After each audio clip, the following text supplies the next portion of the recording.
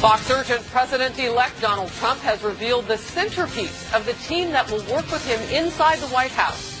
Let's get started. This is the Fox Report. I'm Harris Faulkner. The leader of the Republican National Committee will now lead the President-elect's staff. Priebus was named Chief of Staff a short time ago. This may be an indication of how Mr. Trump will bridge the divide within his own party, and it may tell us a bit about the direction in which his administration could go in the first 100 days. Coordination between a commander-in-chief and the Hill could mean a lot of action in our nation's capital.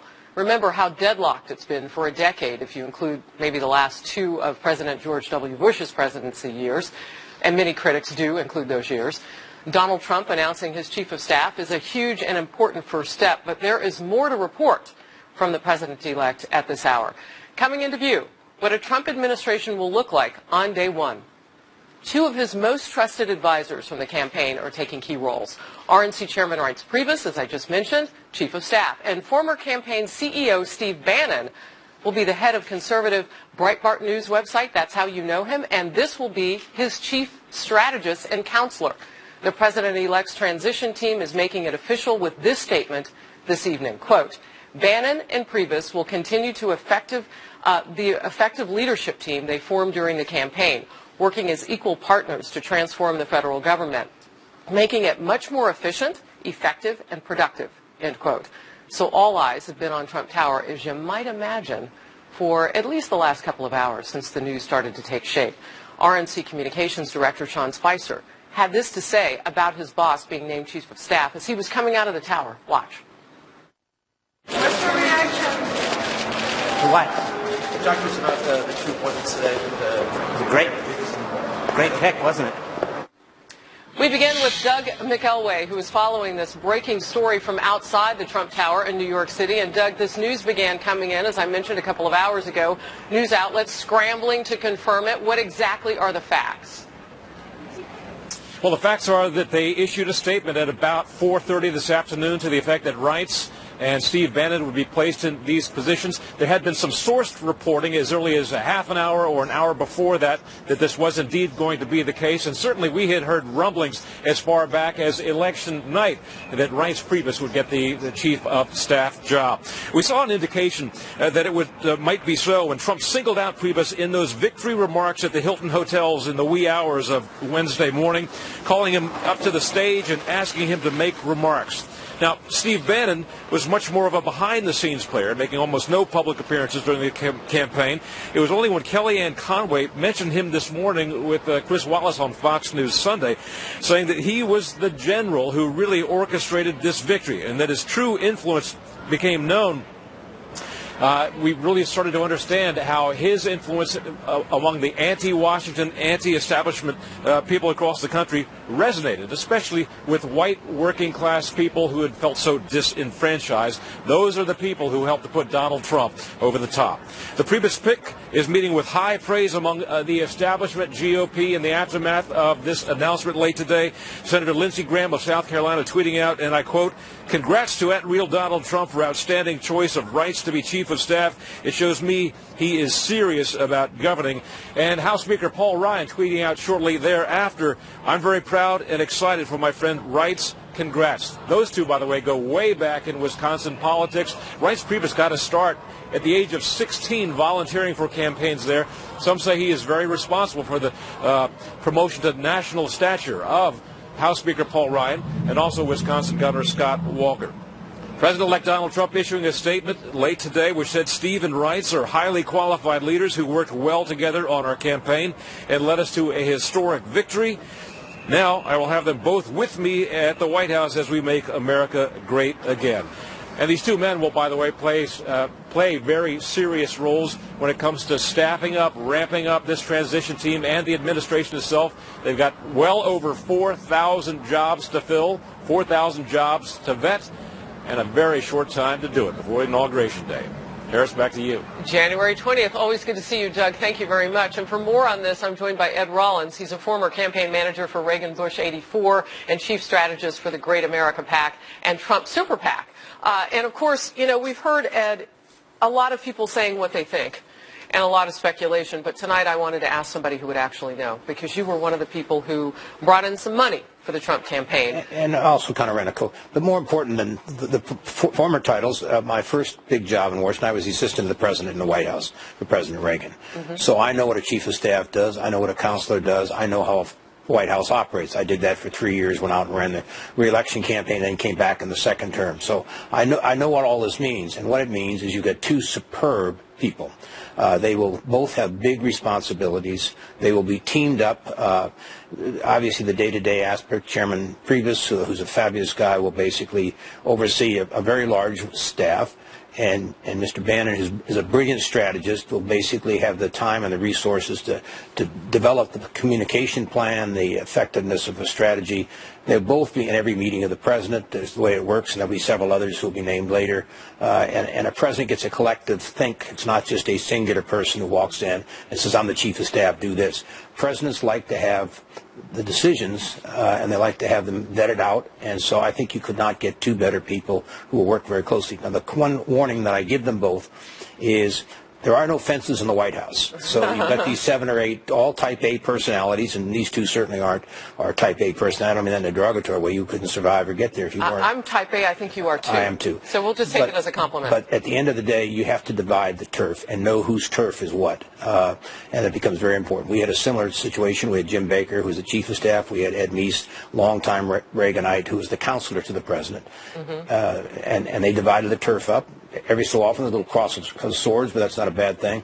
My sense is these two guys will work very well together. Can I ask you a couple of questions? One has to do with the relationship that our president-elect had with the media and with the establishment, and the irony that his picks would be a member of the media and a member of the establishment for those two very important jobs in the White House. What does that mean? Well, I think being a candidate, running a campaign, getting elected president is one faction. Running a country, being the President of the United States, when you've never been in government, is a totally different challenge. This president has a very aggressive agenda that he wants to implement, and I think he'll have great success. In order to do that, he's going to basically oversee a variety of people, and equally as important is a shared responsibility. The president doesn't get to do everything he wants to do because the Constitution sets up the Congress. Congress controls the money, controls the legislation. And even though there's only 1.6 miles between the door of the White House and the Capitol, that might as well be an ocean. The Congress does not feel it works for the president and vice versa. So how did we get to, and again, I just asked this question because I think it comes down to the people that maybe he is friends with, and that's not an anomaly. I know some critics tonight, I've been reading on social media, well, you know, it seems like he's picking people who he's friends with, even though it is a member of the establishment and it is a member of the media. But that's what people do. Well, you need to have people that you trust. I mean, you want someone who's counseled you, and he's worked with both of these people the last several months in this campaign. He knows of all the people in the country. The president has access to anybody in the world he wants to come give him advice.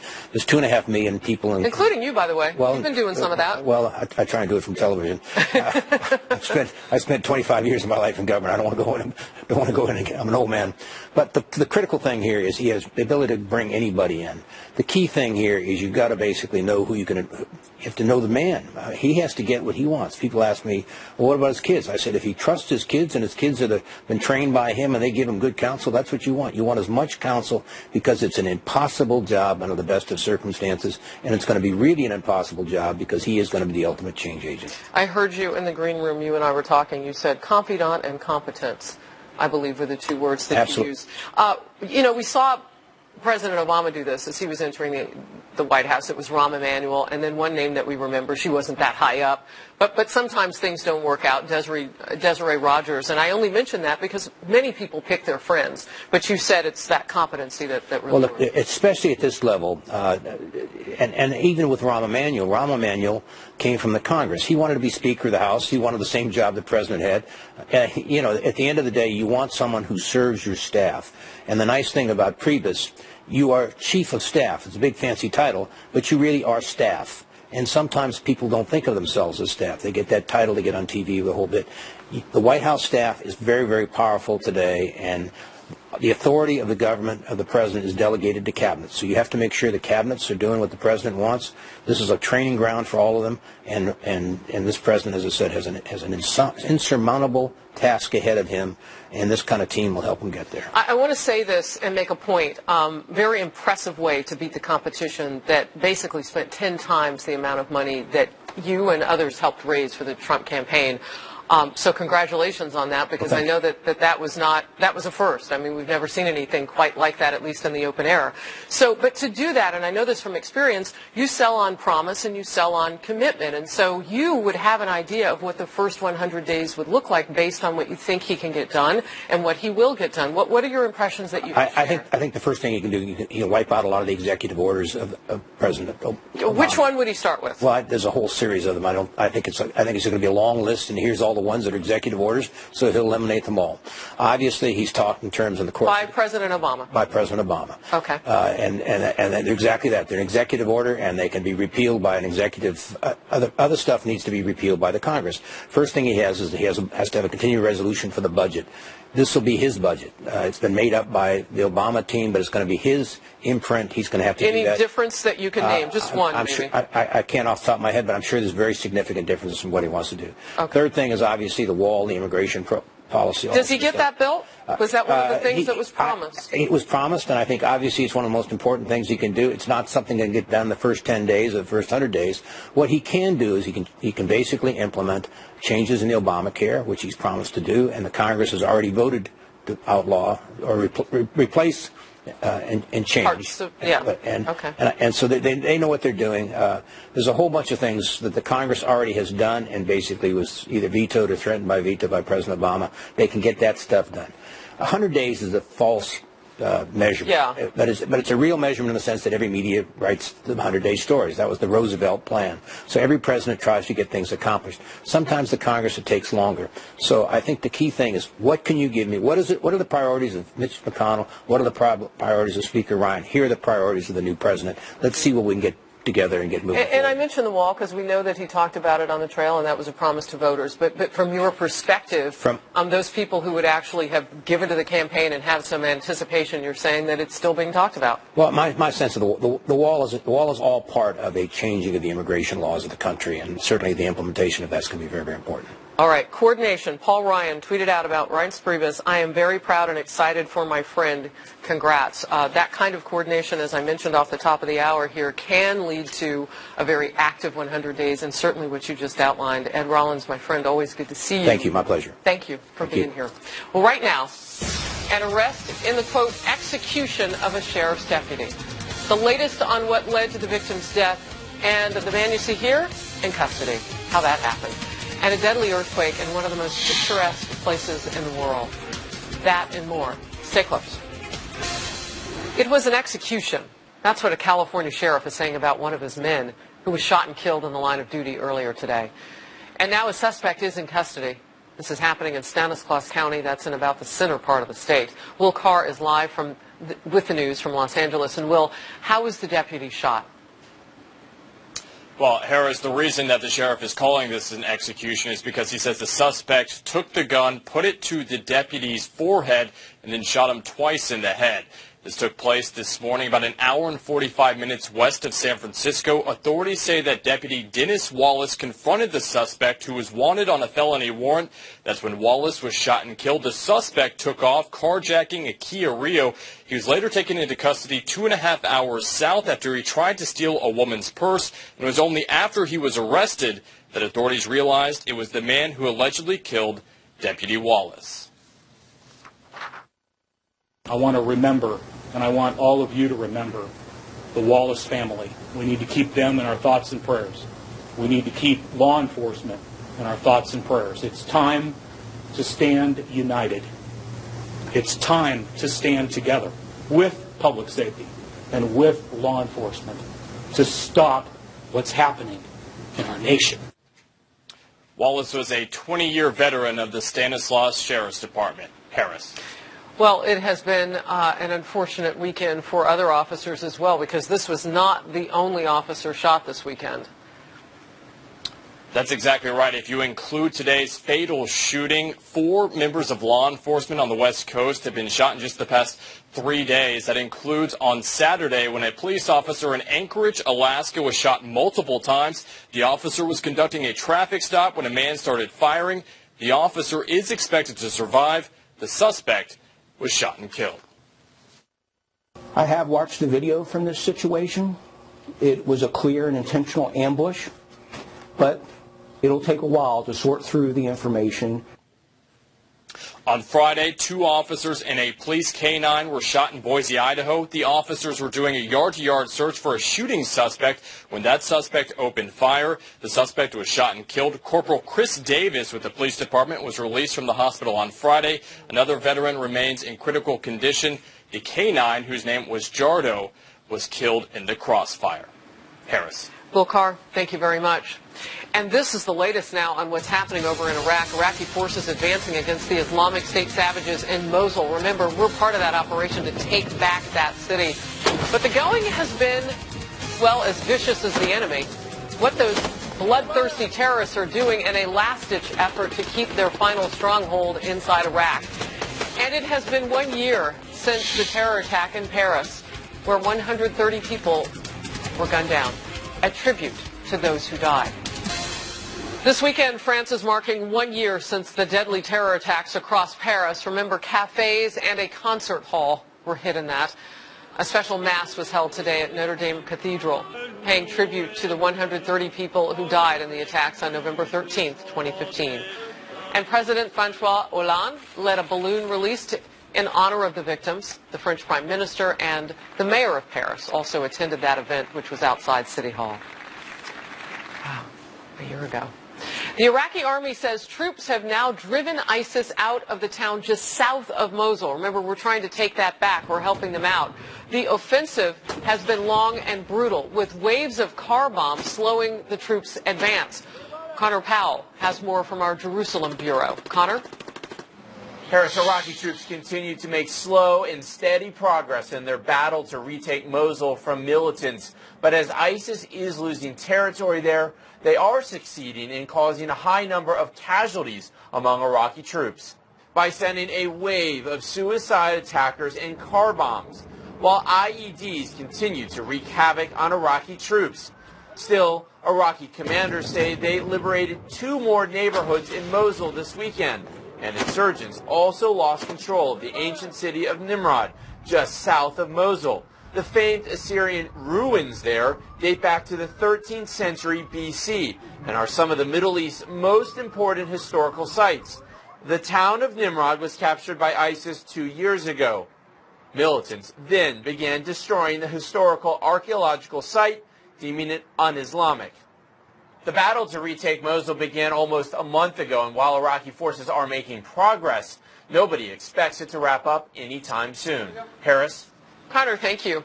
At least 2 people are dead after a powerful earthquake rocked New Zealand. The magnitude 7.8 quake caused a ferry loading ramp to collapse. It ripped apart roads. It took out windows and caused items to fall off the shelves as far away as the country's capital, Wellington. People there are saying that the tremors lasted about 3 minutes. Wow. And were followed by a number of aftershocks. 3 minutes is a long time. Wayne, doors, having to hold on to things. Doors were opening and closing. The whole house was moving. Yeah, it was moving. It creaking. Was creaking, moving. It was pretty. Yeah, it was a scary thing. Officials are not declaring a state of emergency. They say the region is adequately dealing with the situation. So the pieces are starting to fall into place. This is where we started the hour, on what a Donald Trump White House will look like, likely on day 1. 2 very different men tapped as the keystones of the Trump administration. So what does it all mean for the Republican agenda when they take control in January? We'll talk more about that with the political insiders when they slide in. And what will happen to Secretary Hillary Clinton inside the Democratic Party? You know, a couple of our insiders are Democrats. We'll ask President-elect Trump, not sure if he will appoint a special prosecutor or not, to go after her about the email server and so on and so forth. The insiders will talk about it. A lot of politics and fallout to break down. Stay with us. All right, let's rock and roll with the Fox News political insiders. Pat Caddell, strategic advisor to President Jimmy Carter, a Fox News contributor as well. Good to see you, my friend. Doug Schoen, former strategic advisor to President Bill Clinton, 6 years in the White House doing that, now a Fox News contributor. John LeBoutelier here in New York with me on set, a former field director for President Ford in the 76 campaign, and a New York congressman formerly as well. Always good to see you. I'm actually going to start with you, Doug Schoen, because I would imagine it's been a very interesting week for you after having declared that you would not be voting for your friend Hillary Clinton and then seeing Donald Trump become our president-elect. I want to first get your thoughts because we haven't heard him yet. Well, you know, Harris, when I said it, I just really spoke from the heart. It was a matter of conscience. And I think for a lot of Americans, not that they listen to me, and they frankly shouldn't, but they make their own mind up. And I think a lot of Americans in the last week basically said, we can't vote for Secretary Clinton, and they started a revolution.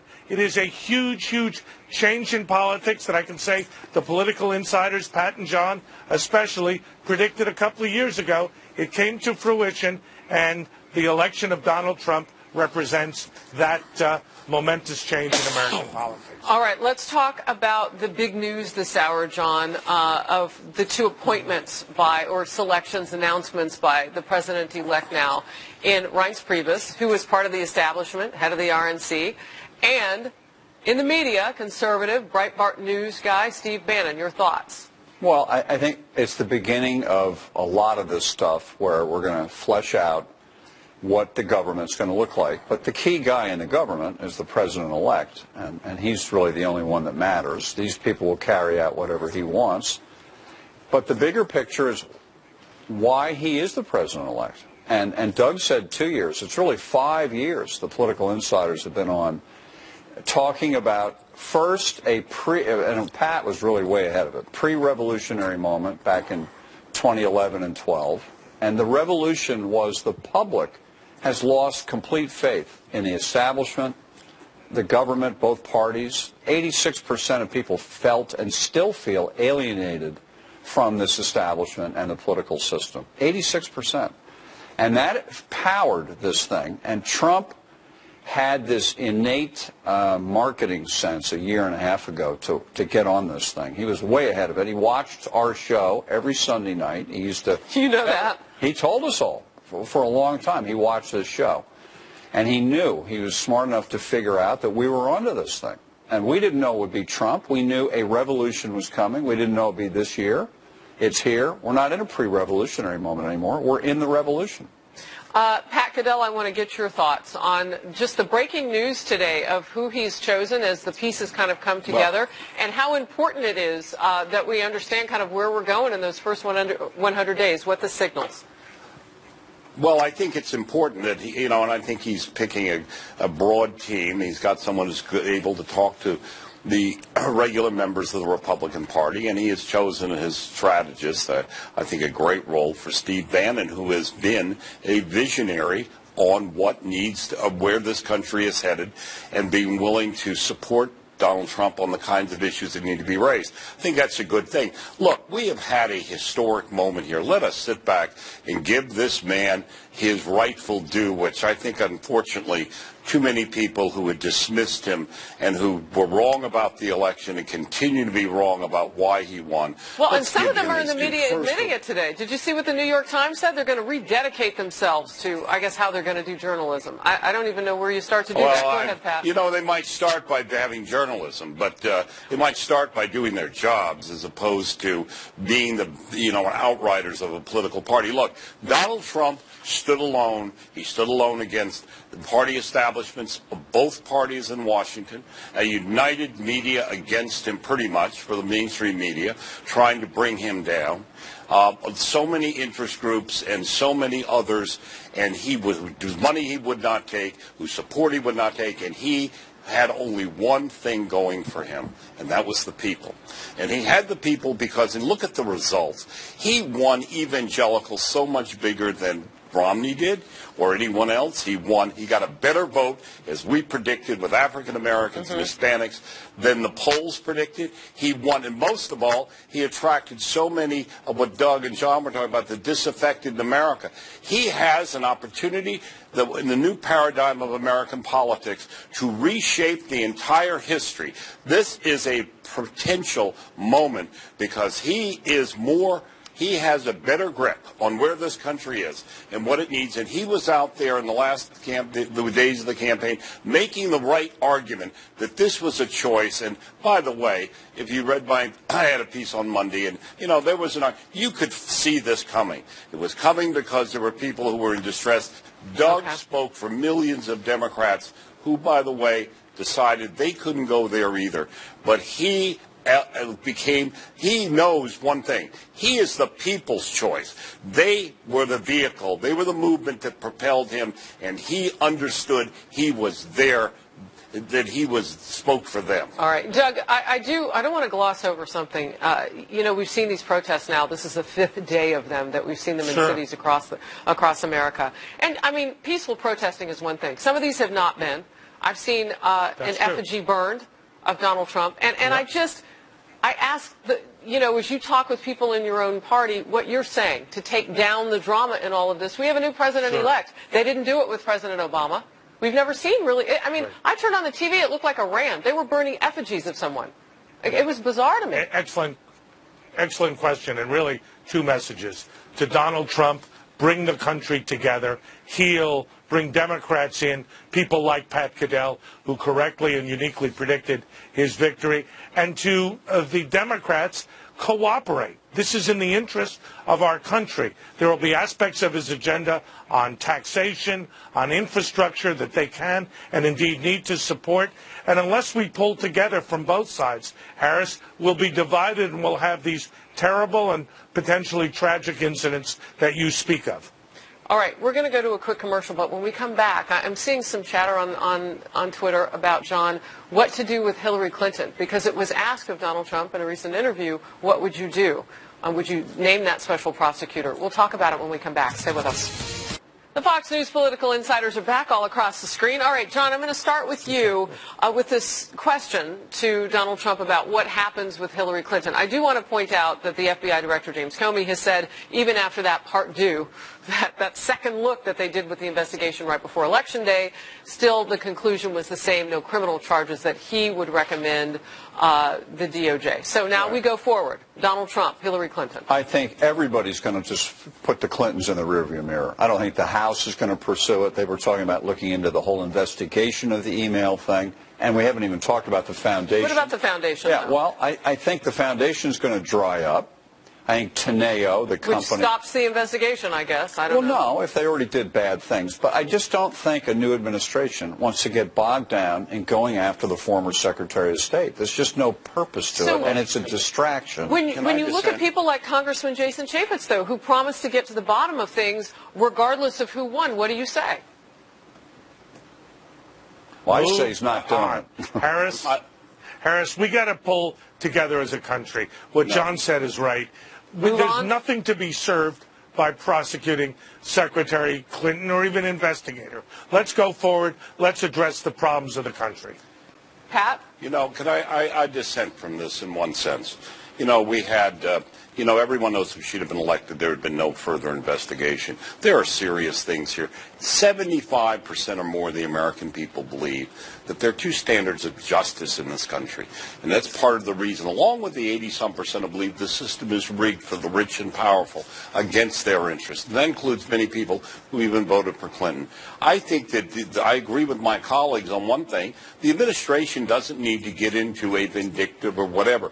But the rule of law cannot be dispensed. And I have said before, I think sometime in this process, the Attorney General should appoint a special counsel from outside Washington who's totally reputable and let them decide all these things that need to be dealt with. You cannot just, and then if there's, and President Trump should be able to say, and if there's nothing there, fine. But you know what? he made a commitment, and the country wants a commitment to law. It's This I'm notion seeing that, some of that. but I am not. But listen to what I said. I said not to be vindictive. He should say he doesn't want this politics in his administration. No. They have other things to do, but someone needs to make sure that there is rule of law here. All right. I want to move on and talk about something that President-elect Trump said tonight about deporting up to 3 million illegal immigrants who have committed crimes in this country. What would that look like exactly? Well, it's a massive bureaucratic mess to do it. You got to round them up.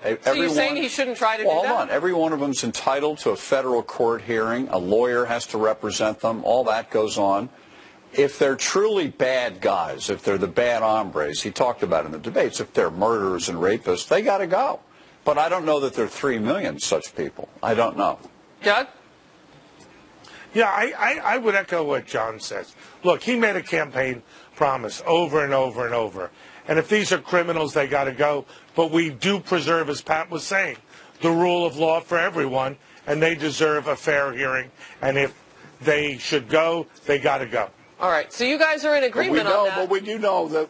But we do know one thing, Harris, that we have ICE have been forced to, and this administration has let hundreds of thousands of people who committed crimes, let them go, let them loose, and have done nothing about this. And the country knows it and wants it, just like they believe over 2-to-1. Sanctuary cities shouldn't be funded. The rule of law should be observed. By the way, let me just say on the political aspect of this 3 million thing, what it will look like if they start trying to round these people up. And the media, which is in the tank for the Democrats. But if these people are criminals here, it will look like they're doing justice, no? Yeah, but I don't know who they are. I'm just saying, I'm thinking of the George Soros, the people who are running these demonstrations. Look, I'm thinking of Kate Steinle's family and the fact that they probably would not have cared what it politically looked like if it would have saved their daughter. Harris, I agree. But I'm saying, look at these demonstrations every night. Now, you don't think if they start rounding up people that these demonstrations will multiply more and more? I think they will. I think you got to take that into account. All right. I want to move on real quickly to Obamacare because you and I were talking in the break, John, about what the structuring needs to look like. Doug, you have some thoughts on that. Go ahead. I do. I was very gratified by what Donald Trump said. I think it was yesterday that he would keep the prohibition on denying care for pre-existing conditions and let people keep their policy up to the age of 26. But we need competition among states. We need the ability to purchase across state lines. That's what he's been talking about. We need to get to that pretty quickly and get rid of the guts of Obamacare, which this election said people don't want. Yeah, and it turned out to be a bipartisan issue, as I brought up many times, here on the program, that there were as many Democratic voters who were being disgusted by those double digits. I mean, if you lived in Arizona, for instance, it was a 116% increase in some of the premiums. I do want to get this in. So we've just learned that the president will hold a news conference at 3:15 p.m. in the briefing room before departing for his trip overseas. This is tomorrow. Pat, unfinished business? What's the president doing? And it would be nice to hear him say to those protesters in the streets, knock it off with the violence. We have a new president-elect. I'm just saying, but go ahead. Yeah, it would be nice to have him, Harry Reid, and several other people, including Hillary Clinton, say that. Because and as I keep saying, maybe they should ask them whether they voted or not. But this notion that really we had an election Tuesday. In this country, we all must observe the result of that election. Because otherwise we don't have, as Teddy White once wrote, it is the only alternative to a life of jungle. But let me just say another thing. This president, this attack on him as being, he's a racist. This man has made a commitment that no Republican has ever made to go in and build the economy in the schools, in the inner cities. That's why I believe many blacks, even more than probably the exit poll shows, blacks and Hispanics voted for him. He has a unique opportunity to reshape the entire political structure of this country with that initiative. He has said it all along, and we didn't do it for votes. And I tell you what, that is when people see that, we start seeing a president who is willing to bring the country and speak for everyone. That's his opportunity, and I think he would be crazy not to take it, and I think he's sincere. All right, we'll be right back. Final thoughts next. One of the things that I'm seeing on my Twitter feed now is Women for Trump, Erie, Pennsylvania, picking up on our conversation about Donald Trump mentioning that he would possibly deport up to 3 million illegal immigrants who've committed crimes. She says illegals are not citizens and have no rights to courtrooms. They have to go. Actually, you beg to differ. Well, I'm sorry. It's just not the law. Actually, the law facts do. Yeah. Everybody in America has rights, whether you're a citizen or not, whether you're here legally or not. Right, and I'm liking people's tweets so that they know that I'm getting to them, and we appreciate that from Erie, Pennsylvania. You know, Doug Schoen, one of the things I'm also seeing here has to do with Michigan and how misunderstood the economy was there, that people at least feel that it was there by Hillary Clinton and the Democrats. There's a lot of work that needs to go forth in your party to get a message out, and maybe it was the elite nature of your candidate that you ran. I'm not sure. You can weigh in on that, but there's a gap between the haves and the have-nots and the messaging coming out of your party. Absolutely. 2 points, Harris, quickly. First, the Democratic Party is out of touch. If they make Keith Ellison from Minnesota the head of the DNC, it will be almost curtains for the Democrat. But the larger message, which Pat so eloquently stated, Donald Trump has an opportunity to address the problems of the economy, to promote growth, cut taxes, create jobs, and lead America forward as Ronald Reagan did. If he can do that, we'll have a new and great American century, and if he brings America together, he can be a transformational president. Pat, your name we got all, dropped there. regardless of party, should work for him. Please go. Yeah. I just want to say this. For all the people who disdain the American people, and I said this election ultimately was a choice of who was the master in this democracy. The people are a self-serving political class in their media swells. But I'll tell you what, I want to end this with Donald Trump. One great Democratic president said they can be as big as they wish. But he knows, and I know, and we all know, that the thing that we should remember, it is the people who giveth, the people who taketh away, and blessed be the name of the American people. Wow. I want to come back to you just real quickly because I'm watching some things in my Twitter feed as we wrap up with final thoughts here. The resolution for the budget, continuing resolution, was one of the things that Ed Rollins talked about that Donald Trump will have as president first to get to. The wall and the promise. Today we heard him say something about, well, parts of it may be a fence. What do you think should be the criteria for, going forward this first 100 days? And Ed pointed out, and it's fair, that kind of in the media we create that window, that deadline. Right. Well, listen, we go back to the speech that Mr. Trump made in Gettysburg about a month ago on his first 100 days, what he hoped to accomplish. He's already told us what he hopes to do. And I bet he does 85%, which would be great if he could get most of that done. Do you have faith in him because of who he is, the messenger, or the fact that bicamerally he'll be yoked to Congress? I mean, we've got Republicans in charge. Even someone mentioned Reagan here. Reagan had a Democratic House of Representatives to overcome with Tip O'Neill. Mr. Trump has nothing. He has a Republican House, Republican Senate, and a Democratic Party in complete disarray. So there's nothing stopping him and the Republicans from doing various things. And we're going to find out what their list of priorities are. We don't know yet. What do you think it should start with? I think the continuing budget obviously is. Well, that he has to do. But I think number one, he's got to do some stuff with taxes, bringing back corporate profits to juice up the economy, propose what his health care new plan will be, because that's going to be tricky.